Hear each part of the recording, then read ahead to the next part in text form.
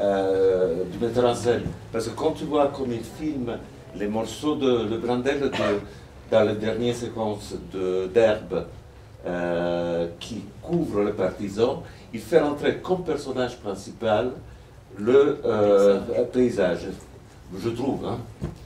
Bon, évidemment, quand toi tu parlais avant de deux scènes fondantes du cinéma, une c'est quand il transporte le partisan mort, et l'autre je trouve que c'est quand le petit enfant réveille le soldat pour ne pas lui voler les chaussures, parce que son rôle c'était de lui voler les chaussures, il ne voulait pas. Mais bon, ce film il a vraiment beaucoup de petits morceaux sympathiques où on voit Fellini et beaucoup de morceaux malheureusement tragiques où on voit l'écriture d'Amédée, que c'était l'âme communiste de cette syndication, disons, de personnes qui ont écrit le film. Et après, on a la scène très catholique dans laquelle ils ont peur du juif, ils ont peur du protestant, etc. Que Rossellini, comme on avait dit l'autre jour, il était très très catholique. Bon, là, je te laisse parler. Non, mais je vous laisse parler. Si vous voulez commencer à nous faire à poser des questions. Moi, Toi, tu as une question? Non, oui, ma question moi-même. Non, je me limite à poser une question. Avez-vous remarqué par hasard qu'il y a deux scènes où il y a des étoiles filantes, non? La première, en ouverture du film, est l'une des dernières scènes. Donc il y a des étoiles filantes qui, dans la première scène où elles s'arrivent, elle dénonce un désir, non? Elle déclare un désir. Donc le désir du soldat américain d'être chez soi. De boire du whisky. Oui, de boire du whisky. Non? Donc il rêve, il songe à un retour. Et la deuxième fois où des étoiles filantes arrivent, il s'agit toujours d'un désir, non? Le désir alimentaire, des survivances, mais il y a un glissement net vers le besoin. Donc à mon avis, par exemple, dans la première apparition, non, dans la première épiphanie, je dirais, des étoiles filantes, donc il y a une déclaration de désir. Non, le premier épisode, tourné presque entièrement par Federico Fellini à Salerne, donc ce n'est pas la Sicile, c'est Salerne, c'est le sud de l'Italie, un peu plus à sud que Naples, et donc il y a de l'érotisme, même coupé, non? Vous avez remarqué, coupé, il y a une séquence entière coupée du film, et coupée de l'origine, hein, par la censure. Mais donc il y a le désir. Lorsque, pour la deuxième fois, les étoiles filantes arrivent, donc elles déclarent un besoin. Donc il y a un glissement net vers une sorte de maturation, non? Une sorte de prise de conscience politique, qui déclare, à mon avis, aussi, qui présente, à mon avis, aussi, d'une façon très claire, le dualisme rossellinien dont j'avais parlé en ouverture. Donc, c'est-à-dire une sorte de conflit entre deux visions différentes de la vie, des visions différentes aussi du cinéma. Enrico a très correctement, à mon avis, souligné l'importance du paysage. Non? Il a emphatisé comme les paysages changent au cours du film. Car, en fait, il y a une certaine révélation. Non? Il y a un livre ici, en français, un recueil d'essais écrite par Rossellini, qui a pour titre Le cinéma révélé. Donc il y a une sorte de révélation du paysage progressive, non? Un paysage qui, par ailleurs, est déjà protagoniste. Donc tu l'as, à mon avis, très correctement remarqué, Enrico. Mais là, donc, non, cette importance du paysage est aussi une importance capitale, je dirais, qui forme, qui performe les cinémas à venir. Si vous avez en tête, par exemple, la Thin Red Line, non? Terrence Malick, Donc, il tire directement, il enseignait le cinéma à l'université, dans différentes universités nord-américaines. Donc, Terrence Malick, l'un des réalisateurs les plus intéressants, non, de la deuxième partie du siècle. Donc, Terrence Malick, il avait appris l'importance du paysage directement de Rossellini. Donc, et si vous pensez les moissons du ciel, c'est de lui? Oui, c'est les moissons du ciel. C'est les moissons du ciel, mais aussi les films à Iwo Jima, donc tirés du roman de la Linea Rossa. La ligne rouge, je crois qu'il s'appelle en français. Oui, la Thin Red Line. Il y a un paradis et après il s'enfonce dans la... Ouais. Oui, bon, La ligne rouge, c'est un des premiers films qu'il avait fait, Terrence Malick. On parle du Terrence Malick avant ce deux derniers films, là, je pense. Oui, les moissons du ciel. Non, les moissons du ciel, c'est le... C'était le premier. C'était le deuxième, les moissons du ciel. Non, c'est le deuxième, oui, pardon. Mais le troisième, c'est justement la ligne rouge. La ligne rouge, ça a vraiment fait connaître... Ouais. Oui, au grand monde, au grand public, Terrence Malick. Ok. Désolé pour avoir... Mais c'est vrai qu'il y a toujours une difficulté avec les titres français parce que souvent ils traduisent les titres anglais ou les titres italiens ou de n'importe quel autre langage très différemment. Donc on a des difficultés quand on n'est pas français à se rappeler les titres français. C'était tourné où exactement la dernière scène? C'est tourné où? Dans le delta du Po. Vous voyez, le Po, c'est le plus grand fleuve d'Italie. Il arrive au sud de Venise, da Chioggia et toute la partie qui va jusqu'à Ravenna. Toute cette partie-là, il arrive le Po, et donc là, c'est le delta du Po. Mais ça a changé depuis, quoi. C'est plus comme ça maintenant? C'est, bon, disons, il y a un peu moins d'eau, parce que là, il y a beaucoup de sécheresse, mais il y a des années dans lesquelles vous avez toujours des inondations, à peu près l'eau comme ça. Hein.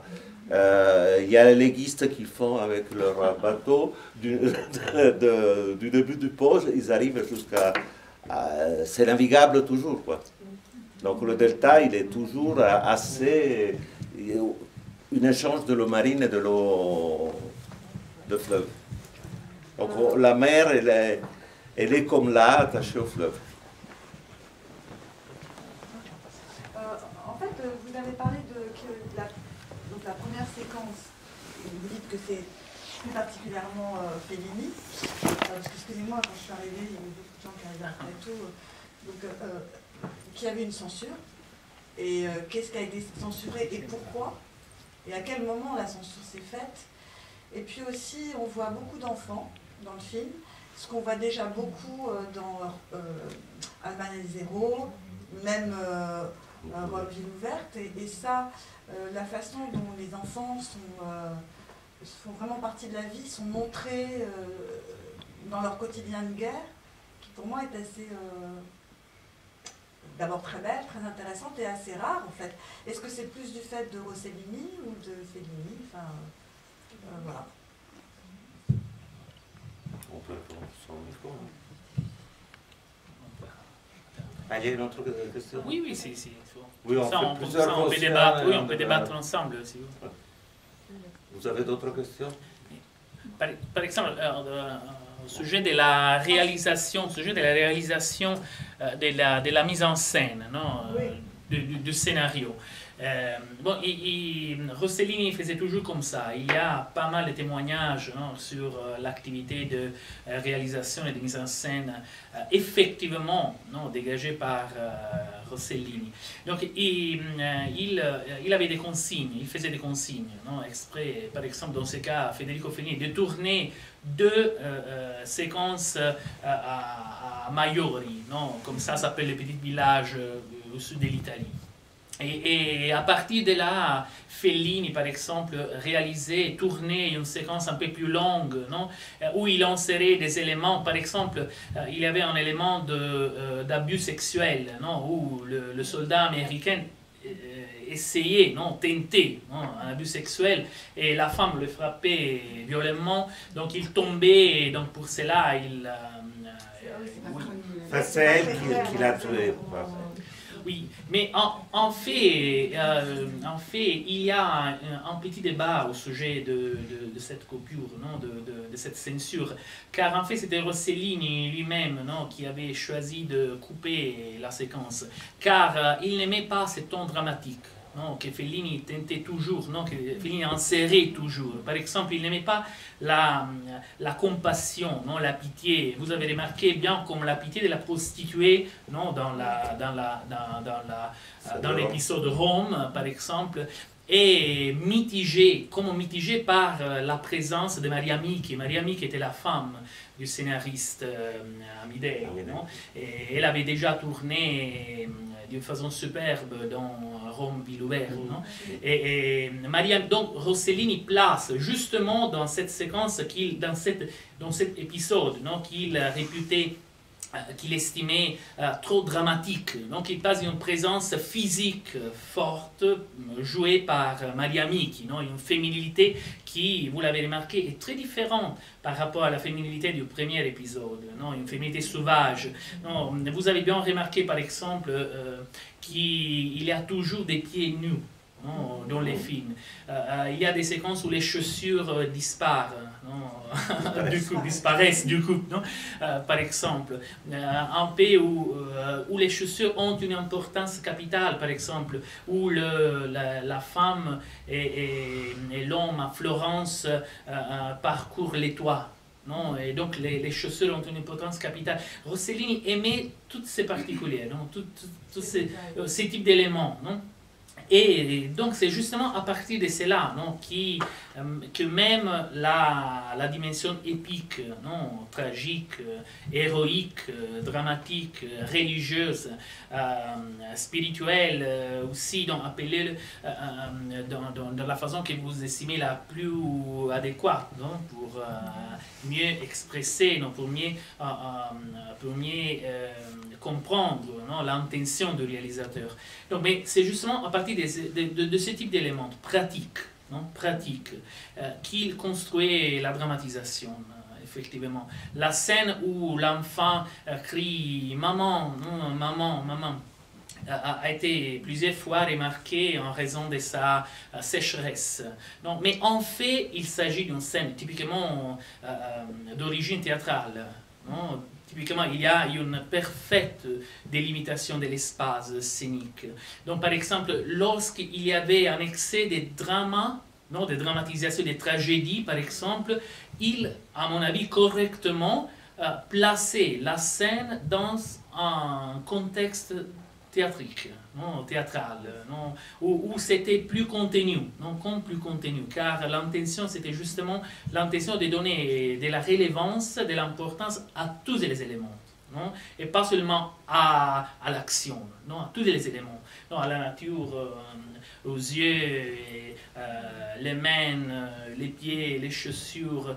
Vous avez bien, c'était un peu difficile, mais cela a aidé, à mon avis.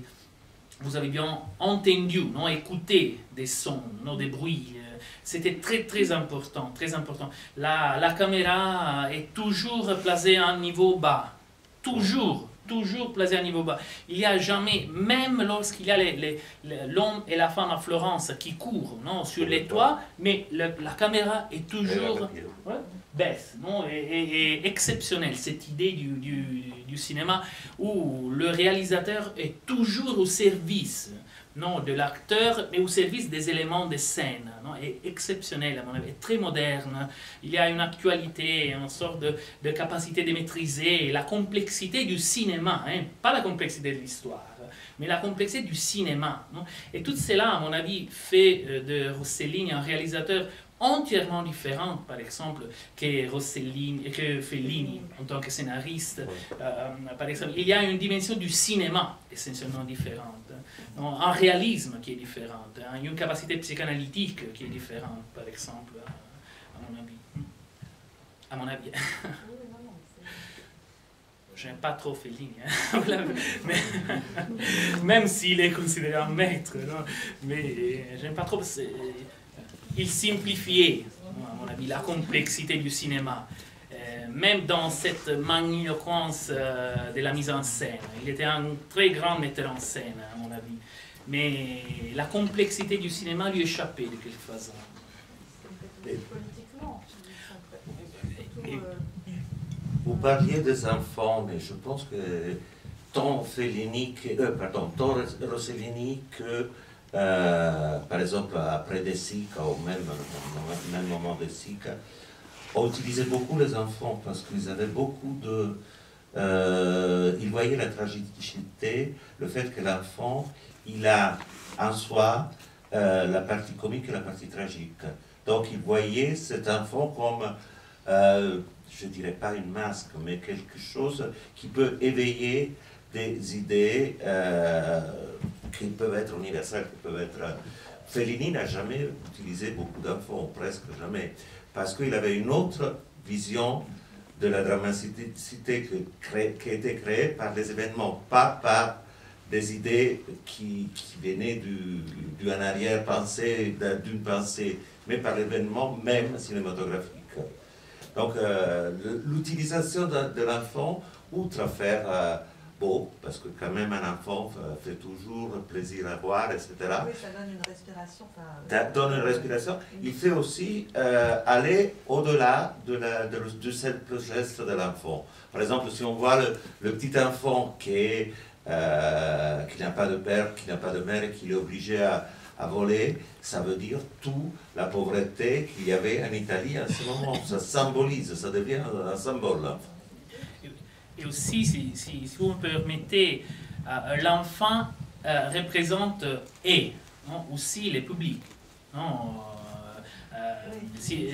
Le final excellent, extraordinaire de Rome Ville ouverte voit les enfants qui laissent la scène telle que les spectateurs, le public laissent le cinéma. Donc il y a une idée vraiment moderne du cinéma. Le cinéma sort de l'étoile, sort de la plasticité filmique, et donc le réalisme est quelque chose qui vient, qui arrive, qui se manifeste au dehors.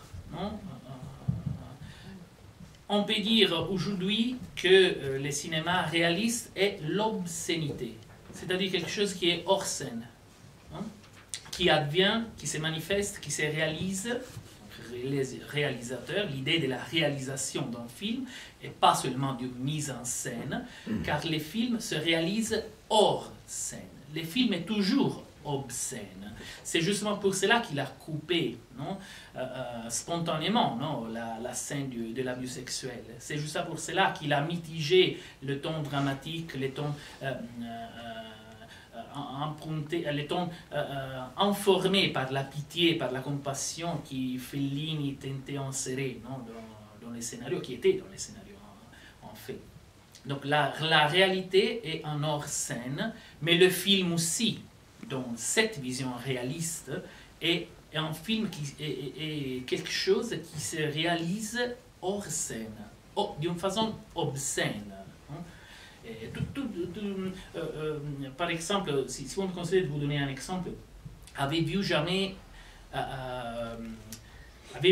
vu des soldats si propres? pas de mains sales, pas de visages avec du gras. Ils sont propres. Les premiers épisodes, ils sont des soldats vraiment propres. Ils viennent de débarquer, ils étaient même pas venus. Et c'est toujours comme ça. Avez-vous remarqué les pieds des enfants, limpes, propres? Donc, c'est-à-dire, la réalité est toujours hors scène. Hors scène. Là, il y a un théâtre où la politique devient le protagoniste. C'est justement pour cela que même s'il ne parle pas de communistes, de parti communiste, il ne prononce pas le mot partisan. Le mot partisan est écrit, mais il n'est jamais prononcé dans l'épisode final qui... Les Américains ne le disent pas. Je crois qu'ils le disent, les Américains, mais bon. Si. Là, les Américains dans le dernier épisode. Dans le dernier épisode, oui. Papa, pourquoi ils ne sont pas des soldats? Ils ne sont pas des soldats. Ils ne le disent pas en italien, en fait, ils disent c'est des gens qui nous aident. Oui, C'est des gens qui nous aident aident. avec nous. Il ne prononce pas le mot partisan. Non, le mot partisan, il est écrit. Je croyais qu'il avait dit quand il dit vous ne me mettez pas un bourgeois parce qu'autrement ils vont vous tuer comme des partisans. Je crois qu'il a dit ça là. Oui, c'est Aux deux pilotes anglais. C'est la seule fois qu'il a dit, mais il le répète. C'est toujours en anglais. Hein. C'est toujours, je me rappelle, c'est dit en anglais. C'est dit pas C'est toujours les Italiens, car à mon avis, car ce choix aussi des scénarios, aussi des scénarios de cacher les mots, fait partie d'une reconstruction plus ample, plus vaste de la psychologie des masses. Donc on ne peut pas prononcer des mots, non, on ne peut pas déclarer des choses, il faut le faire. Non, on ne peut pas le déclarer. Et donc il y a là aussi une dimension politique complexe, non, vraiment complexe, car les films est hors scène, les protagonistes adviennent hors scène, d'une façon obscène.